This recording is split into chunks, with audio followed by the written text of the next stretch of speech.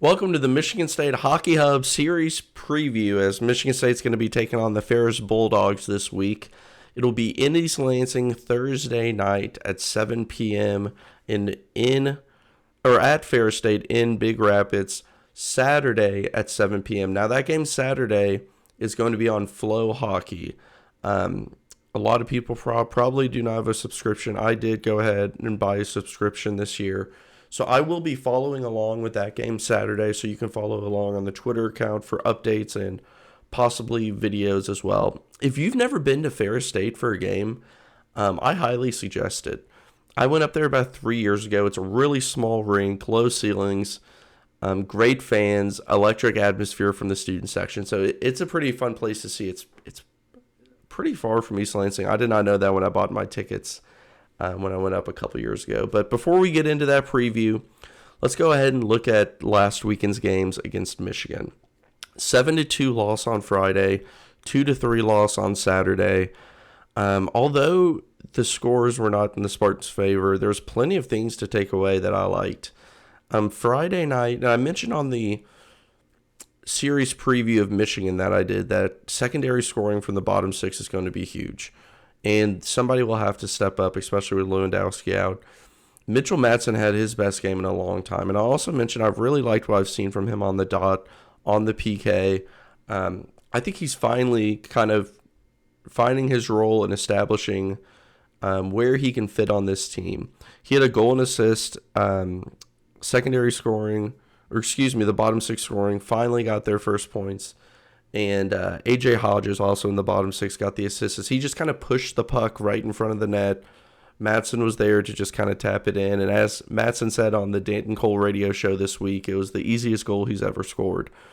He also had an assist from behind the net, put it right out in front to Cole Krieger. Yes, Cole Krieger, who then put in the back of the net right before the first period ended to put it 2-1 and finally gave Michigan State a little bit of hope and momentum. Friday night. Pierce Charleston struggled a little bit. Not all the goals were his fault, but a nice little bounce back game on Saturday. 2-3 loss. Michigan State played really well. Really, really well. David Gucciardi is a guy who I just keep being impressed with week in and week out. He was just firing shots on the Michigan goaltender. And he now has a 3-game assist streak. So I really like what I've seen. He's getting better and better each week. A guy who looks like, I know he's only a freshman, but this continues. He looks like someone who could potentially get a chance, at least an AHL chance at some point in his career. I know I mentioned on the preview show last week that I wanted to see more from Nicholas Mueller. And at times he kind of disappeared and he needed to be more aggressive. Well, he did exactly that this weekend, as he crashed the net and was able to score a goal right in front of the crease, which is something that we like to see. And he's also been great on the penalty kill, along with Matson and Joshua. Jagger Joshua had his best game of the season, a best game in recent memory on Saturday. Just a much smarter overall game from him. He's been physical as he always has been. So hopefully he can ride some of that momentum and maybe get on the scoring sheet as well. Tanner Kelly and Jesse Tucker continue to be two players that I really like.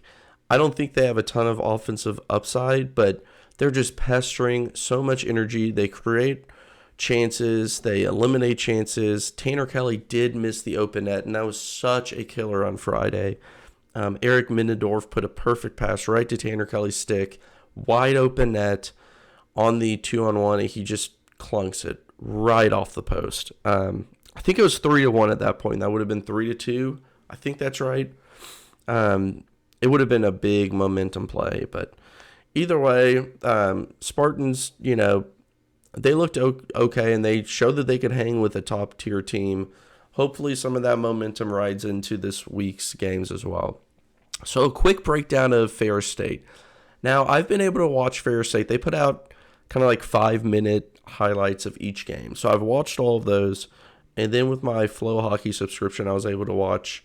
I've made it through 2 games, both Minnesota State games. I'll probably watch another game of theirs but I'm kind of running out of time, so I decided to go ahead and make this. They do have a common opponent this year with Michigan State, Miami, Ohio. Now, if you remember, Miami, Ohio was the first series of the year for Michigan State, and Michigan State did sweep them. Miami, Ohio split with Ferris State, both early in the year, both, can't take too much away from that. Ferris State overall is 4-6 with some very strange results, and that's why this team is so hard to read. They played really good teams like Western Michigan, who's a top 25 team, who's beat Michigan and a few other teams. Michigan State does play Western Michigan in the GLI this year, December 29th and 30th. Michigan Tech as well. I think December 29th is Western Michigan. Michigan Tech will be the 30th. I will be traveling from Kentucky up to East Lansing for that series. So that's going to be fun. But they got swept by Western Michigan. And then they played Minnesota State, a top 5 team and just an uber talented team. And they actually split with Minnesota State, which was extremely surprising considering how talented Minnesota State is. But then you look at some of their other results. St. Thomas is new to D1 hockey this year. Their current record is 1-11. Their one win against Ferris State. Ferris State split with Canisius as well.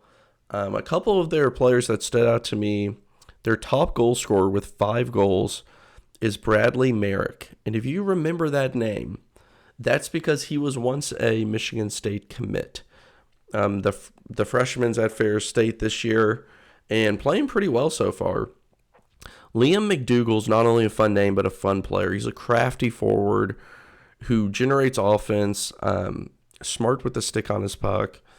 And he's definitely a guy that you need to keep an eye on, as he really generates a lot of offense for this team, as he has 3 goals, 6 assists, leading the team with 9 points.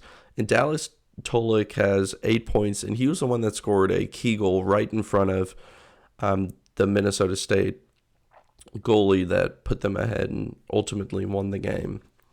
Their goalie is Logan Stein.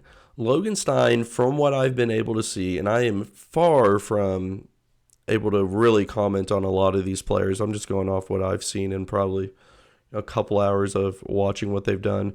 Logan Stein's a good goalie, and he makes some really acrobatic saves, but he also gives up some easy chances, and his rebound control hasn't been the greatest. Miami, Ohio especially scored a lot of goals right in front of him in the crease, which is how Michigan State scored their goals last week against Michigan. If anybody knows Malcolm Subban, who was with the Blackhawks and Bruins, he always did this too, where he makes like an unreal save, then gives up a bad rebound or an easy goal. That's kind of what I've seen from Logan Stein. He has allowed 4 or more goals in 4 of his 8 games. That was difficult to say. A couple keys to the game for this week. Get the puck on net. Michigan State, especially without Lewandowski, does not have a lot of high-end skill players that are going to be able to set up and generate the offense from sets and just sitting on a dot and snipe. They do have some, and I'm not saying that they can't do that. I just think they're going to have more success getting pucks on net and cleaning up rebounds. As I mentioned, that's how a lot of teams have scored against Ferris State. And stay out of the box. I know that's easy. I know this is like the biggest cliche, but Michigan State's taken way too many frustration penalties this year, and it's cost them. The Twins have taken them. Joshua's taken them. Matson took one, just to name a few. And it's not that Ferris State's power play is really good. They're scoring on 13.3% of their power plays. But it's more of a trend that I want to see for the rest of the season. If they can just cut back on penalties, and I understand sometimes you make aggressive penalties, and that's okay. I'm talking about the stupid frustration penalties when you're hitting players when you know you shouldn't, and just, putting your team down, and there's just no need for that. It needs to be cleaned up. I also think that they should ride with DeRitter this week. It's not that Pierce Charleston's been bad. I think he's a good young goalie, but DeRitter has just done everything he's just everything you've asked him to, and he's proven that he deserves this chance. He's a senior. He's been the better of the two goalies. I understand that they will probably continue to split. However, I would like to see DeRitter give a couple chances like he was 2 weekends ago against Ohio State to get back-to-back starts and just see if he can roll into a groove and kind of take that number one spot in the crease. Excuse me. I know I'm just going to mention this until it happens, but establishing secondary scoring. We saw Matson chip in with 2 points last week, Hodges as well. They're just desperate. And a couple of the players that were doing well in the beginning of the year currently kind of going cold. Jeremy Davidson, 5 straight games without a point.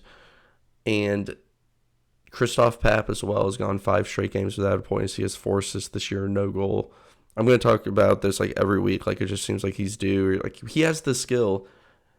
And I don't know what's going on. He just has gotten unlucky. He's definitely hit at least 2 posts that I can remember off the top of my head. But as you can tell, these lines are getting shaken up in the top 6, and without Lewandowski, and it's changing timing. And you have a guy like Lewandowski who can really possess the puck. And, of course, he has a great shot and a good release. So, yeah, that's about all I have. So I'm going to go ahead and wrap it up with a prediction. I am going to predict a split, winning at home, losing on the road. I think that's just a tough place to play. It's not impossible, but it's nothing like Yost. But it feels small. It's shorter ceilings and a rowdy crowd. I don't know who they will start in net there, but I'm going to predict a split. That's pretty much how everything's been going either way with Ferris State. So some really bad predictions. Let's just go 3-2 win on Thursday and a road loss 4-1 on Saturday. So thanks for tuning in, and go green.